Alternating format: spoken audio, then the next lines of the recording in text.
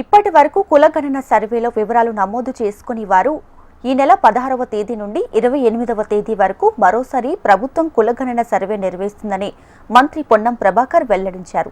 BRS party బలహీన వర్గాల పక్షాన సానుకూలంగా ఉండామని చెప్పేలా తొలుత కేసీఆర్, కేటీఆర్, హరీష్ రావు సర్వేలో పాల్గొనాలని కోరారు. రీసర్వేలో కేసీఆర్, కేటీఆర్, హరీష్ రావు పాల్గొనకుండా కేవలం విమర్శలకి పరిమితమైతే తెలంగాణ బలహీన వర్గాలు చూస్తూ ఊరుకోవని హెచ్చరించారు.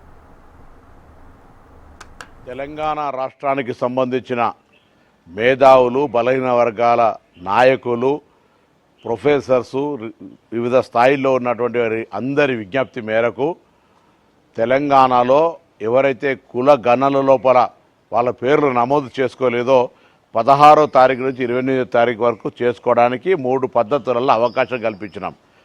దయచేసి తెలంగాణ సమాజంలో ఎవరైతే జనాభా ఈ కులగణ సర్వేల నమోదు చేసుకొని సమాచారం ఇవ్వలేదో ఇది స్వచ్ఛందంగా ఇచ్చే సమాచారం. ఇందులో తప్పకుండా ఎవరైతే మిస్ అయినరో వాళ్ళందరినీ వెంటనే సమాచారం ఇవ్వమని తెలంగాణ ప్రభుత్వం పక్షాన ప్రతి ఒక్కరికి విజ్ఞప్తి చేస్తూ ఉన్నాం.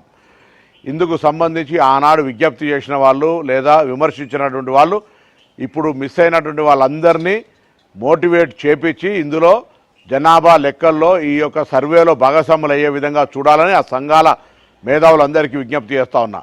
అదేవిధంగా బాధ్యత గల ప్రతిపక్ష నాయకుడిగా ఈరోజు పార్టీ విస్తృత స్థాయి సమావేశం జరిపే సందర్భంలో కూడా ఇది ఒక ఎజెండా తీసుకొని ఎవరైతే తెలంగాణలో కుల సర్వేలో పాల్గొనలేదో మీరు ముందుగా మీరు కానీ కేటీఆర్ గారు కానీ హరీష్ రావు గారు కానీ సర్వేలో పాల్గొని పార్టీ పక్షాన బలహీన వర్గాల పట్ల మీ కన్సర్న్ చూపే విధంగా మీ పార్టీ సమావేశంలో నిర్ణయం తీసుకోవాలని కూడా ఈ సందర్భంగా కోరుతా ఉన్నాను.